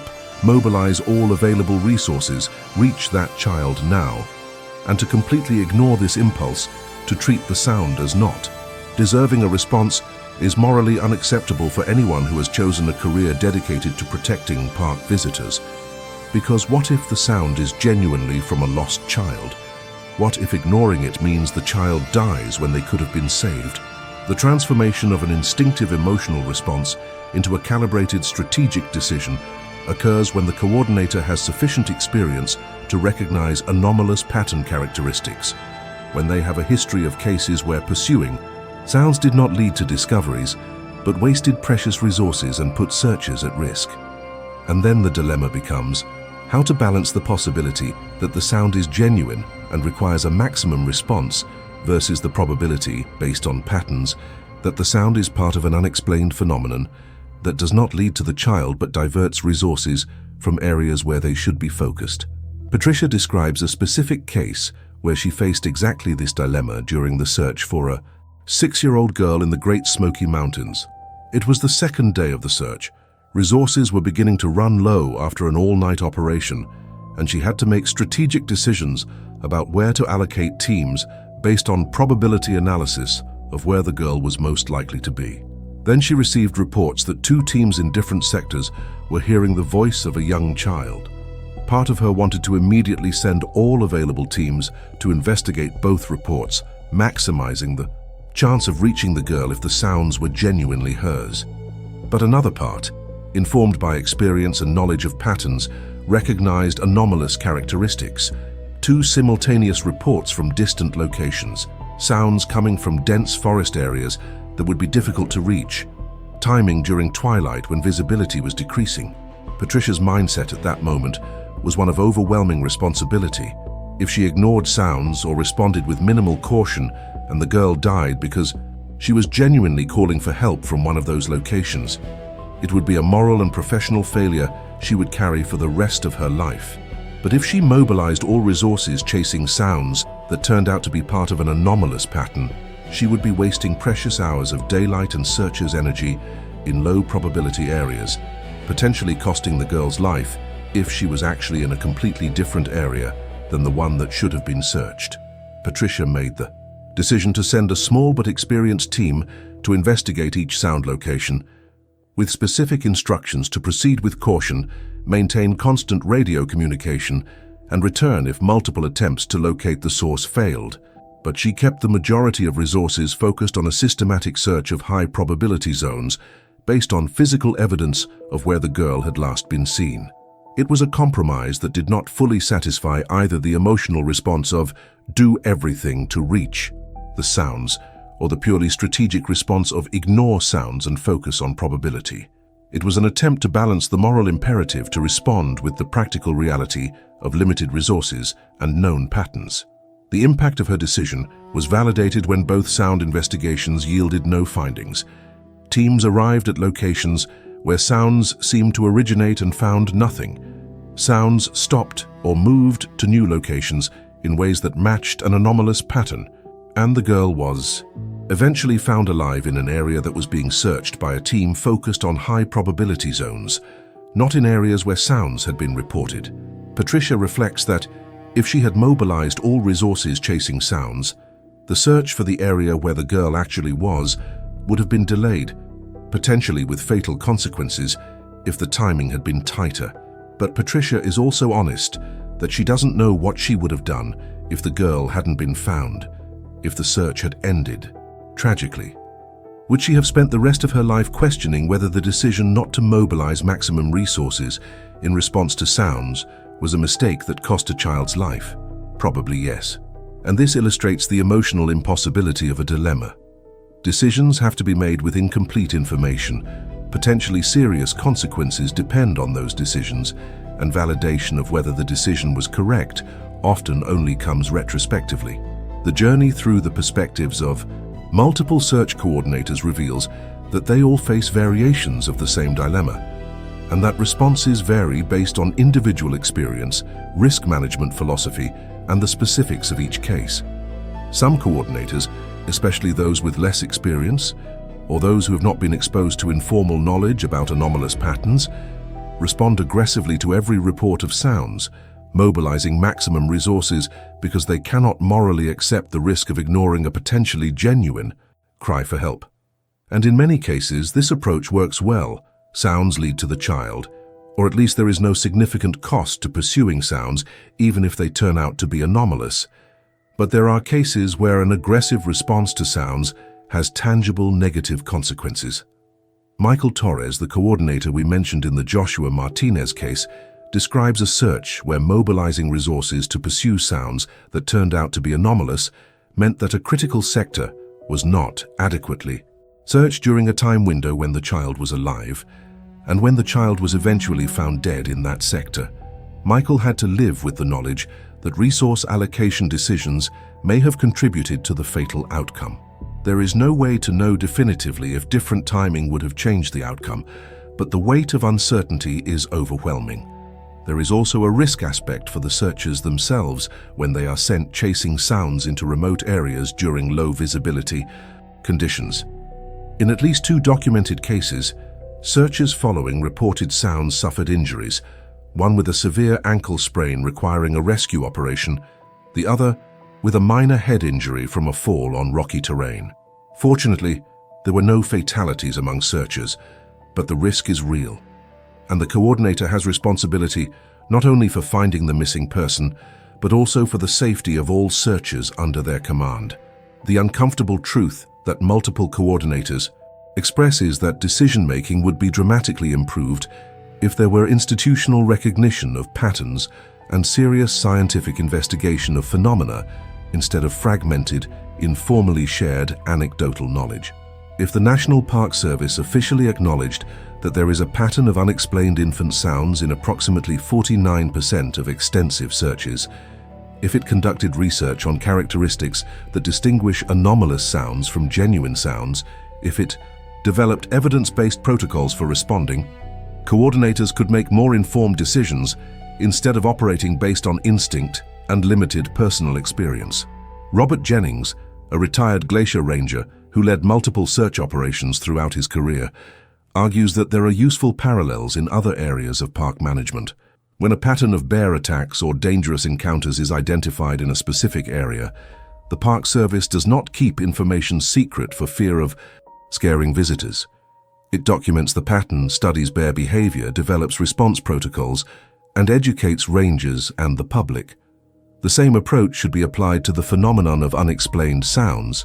Acknowledge its existence, study it scientifically, develop informed protocols, and educate professionals and the public.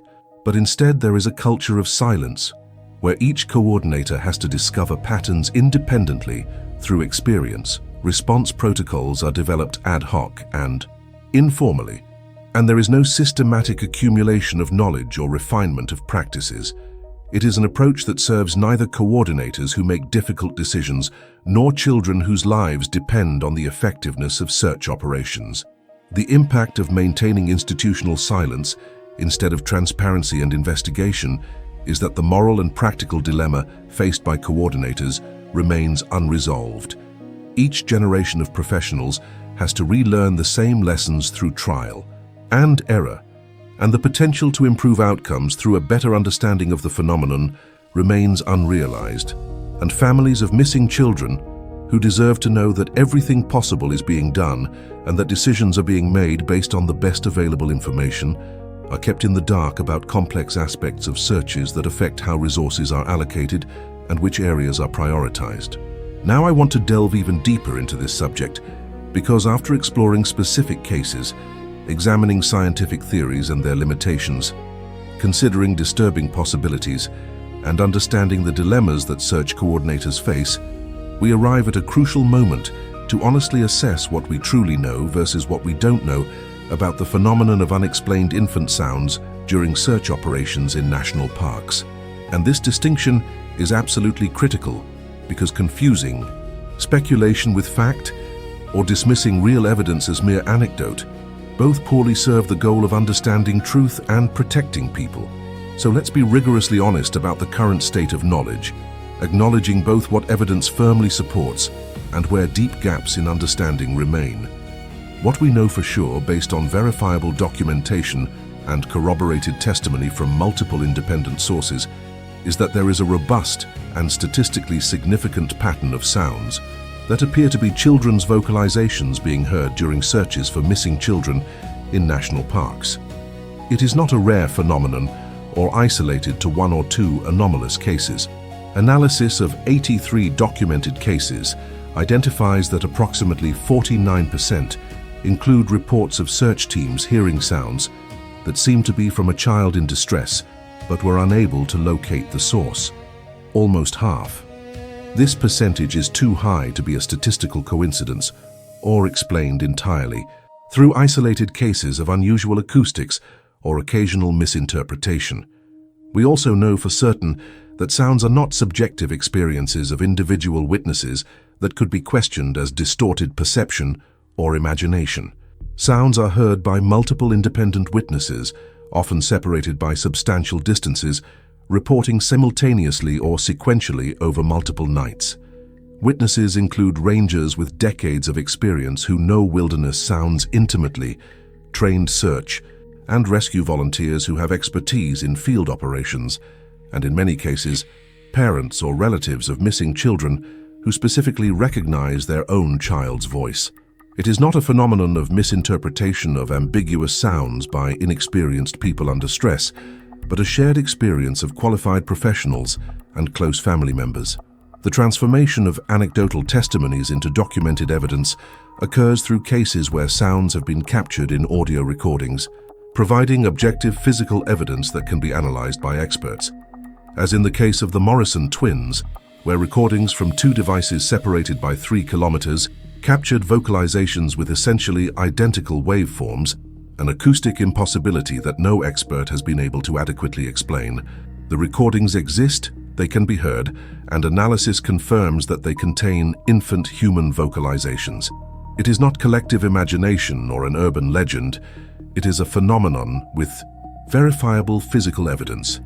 We know for sure, based on cases like Angela Brooks, that there are instances where a child was found in location A, but sounds of her voice were heard coming from location B, which was miles away, confirmed by parents as specifically being their daughter's voice. The physical impossibility of a young child's voice traveling such a distance with reported clarity eliminates the explanation that the sounds were genuinely hers, but rather that acoustics were creating confusion about direction. And we know for sure, based on the Joshua Martinez case, that there are instances where sounds continued to be heard even after a child was confirmed dead for days, completely eliminating the possibility that the sounds were hers. So in at least some cases, the sounds are definitely not from missing children per se. And we know that there is institutional knowledge within the National Park Service about this phenomenon, evidenced by the existence of unofficial protocols that veteran rangers have developed over the years to respond to unexplained sounds. If the phenomenon were not real or significant, there would be no need for protocols, no informally shared knowledge among experienced professionals. The existence of unofficial protocols is an implicit admission that something is happening that requires a calibrated response different from standard search. The mindset of honestly evaluating what we don't know requires appropriate humility about the limits of current understanding. We don't know for sure what the source of the sounds is. There are multiple theories, each with partial supporting evidence, but none that adequately explains the totality of the pattern across all cases. Natural acoustics and echo theory potentially explains some cases, but fails when sounds come from multiple impossible locations simultaneously or when they continue after the child is dead. Misinterpretation of animal sounds theory potentially explains some cases, but fails when parents confirm recognizing a specific child's voice or when experienced searchers fail to identify known wildlife. Psychological phenomenon theory potentially explains some cases, but fails when multiple independent witnesses hear the same sounds or when recordings capture physical evidence. We don't know if there are natural acoustic phenomena operating in national park valleys that current science doesn't fully understand. Sound propagation through specific geological configurations or particular atmospheric conditions that create effects that seem impossible, but have legitimate physical explanations that we simply haven't discovered yet. It's a possibility that deserves serious scientific investigation, rather than being assumed to be improbable simply because it challenges current understanding. We don't know if there's anything biological in national parks, known or unknown species, that has the ability to mimic human vocalizations and does so specifically. In the context of missing children and search operations, the unknown primate theory has anecdotal support through eyewitness accounts of encounters and anomalous footprints, but there is no captured specimen or definitive physical evidence that establishes the existence of such a creature.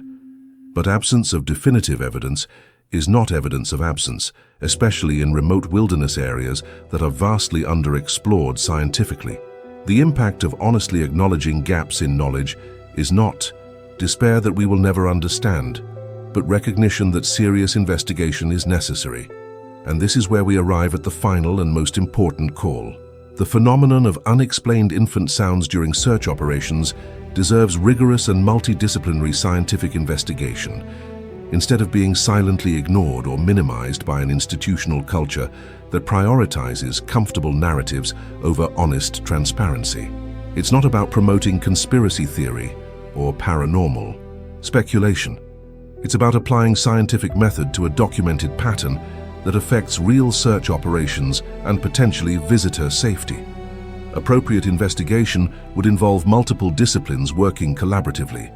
Acoustics specialists should study sound propagation characteristics in specific valleys where the phenomenon is frequently reported, conducting controlled tests to determine what is and is not possible through natural means. Wildlife biologists should examine vocal capabilities of known species in national parks and assess whether there are explanations through catalogued fauna. Psychologists should study auditory perception under the stress of search operations to understand the limits of what can be attributed to psychological phenomena, and anthropologists should review the knowledge of indigenous peoples about areas that are now national parks. oral traditions that may contain information about phenomena that native cultures have recognized for generations. The journey toward better understanding also requires institutional transparency from the National Park Service. Families of missing children deserve to know that there are patterns of unexplained sounds in searches, not as a way to add mystery or suffering, but as contextual information that helps process confusing aspects of their experiences. Search teams deserve evidence-based training on the phenomenon and formal protocols developed through data analysis rather than informal, anecdotal wisdom. And the public deserves honest information about aspects of wilderness that we don't fully understand, so they can make informed decisions about navigating national parks with families. It is critical to emphasize that transparency and investigation are not about creating panic or discouraging park visits. National parks are statistically very safe. Millions of people visit every year without incident. But safety is not served through forced ignorance of existing standards. It is served through an honest understanding of risks and the development of evidence-based strategies to mitigate them. If there is a real phenomenon affecting search operations in 49% of cases, recognizing and studying it is the responsibility of an institution dedicated to protecting visitors. The truth about resistance to investigation and transparency stems not from technical impossibility or lack of resources, but from an institutional culture that sees acknowledging mystery as weakness rather than appropriate honesty. There's a mentality that admitting we don't fully understand everything that happens in national parks would harm public trust and funding. But the opposite argument is more compelling. The public is capable of processing nuance, of understanding that wilderness, by definition, contains elements we don't control or fully comprehend, and that transparency about the limits of knowledge builds trust more effectively than simplistic narratives that crumble. When confronted with the real experiences of people who have witnessed anomalous aspects, comment below. Investigation is necessary. If you recognize that a phenomenon documented through multiple independent cases with physical evidence from recordings deserves serious multidisciplinary scientific investigation, instead of being kept in the realm of informal knowledge and institutional culture of silence. If you've made it this far, to this final point where we've explored the phenomenon of unexplained infant sounds that appear during search operations in national parks, it's because you understand that there are genuine mysteries in wilderness that deserve serious investigation, instead of being ignored by an institutional culture of silence. And you recognize that when 49% of extensive searches include reports of sounds that cannot be located, when there is physical evidence in the form of audio recordings, when search coordinators have developed unofficial protocols through years of frustrating experience, we are not dealing with conspiracy theory or paranoia, but with a documented pattern that affects real operations and potentially real lives. Leave a comment below. Sounds deserve investigation. If you've read this far and recognize that the phenomenon we explored through the cases of Angela Brooks, the Morrison twins, Joshua Martinez, and many others deserves serious multidisciplinary scientific investigation. These 4 words show that you are not satisfied with superficial explanations or institutional silence, that you believe that an honest understanding of patterns serves the public better than maintaining comfortable narratives that do not correspond to the real experiences of families and seekers. Subscribe to the channel to continue this journey of exploring aspects of disappearances in national parks that are rarely discussed publicly, but have a profound impact on how search operations are conducted and how we should think about wilderness safety. Every week we bring you investigations that address genuine mysteries with appropriate rigor, valuing testimonies from experienced professionals and affected families, and believing that transparency and scientific investigation serve better than minimization and silence. You are not just a passive spectator here. You are part of a growing community that is pushing for pattern, recognition, and legitimate research into phenomena that defy easy explanation. Leave a like on this video if investigating unexplained infant sounds made you think differently about what really happens during search operations. If the cases we explored touched you in a way that goes beyond passive entertainment, it's a way of saying that Content that delves deeply into documented mysteries, that presents physical evidence and multiple testimonies, that isn't afraid to ask uncomfortable questions, but also maintains appropriate rigor, distinguishing what we know from what we speculate, deserves to exist and be amplified. Each like helps the algorithm understand that there is an audience for serious investigations of anomalous phenomena instead of just superficial sensationalism. There's a video over here specifically exploring these issues. Click and continue watching it, because together these two videos form a more complete picture of interconnected phenomena that the Park Service informally acknowledges but doesn't discuss publicly. If you are planning to visit a national park with family, especially with young children, take seriously both the standards we explored and the practical advice that retired rangers offered. Keep children in direct line of sight at all times, not just close. If you participate in a search operation and hear sounds that have anomalous characteristics that we discussed, multiple directions, impossible movement, or a quality that is almost but not quite right, share observations with the coordinator, and don't feel obligated to impulsively pursue if protocols suggest appropriate caution. And if you have had personal experience related to unexplained sounds during a search or park visit, document and share it, because each additional testimony contributes to a database that will eventually force institutional recognition. Thank you for spending this hour with me, exploring a mystery that is real, documented, and deeply disturbing in its implications, for being willing to confront the possibility that there are aspects of wilderness that we don't fully understand, that challenge both conventional science and the comfortable narratives that institutions prefer to maintain. Voices like yours, people willing to ask difficult questions and demand transparency instead of accepting inadequate explanations, are what will eventually change the culture of silence and force the serious investigation that this phenomenon deserves. See you on the next investigation. And in the meantime, if you go into wilderness, go with knowledge, go with appropriate caution, and return safe to tell your story.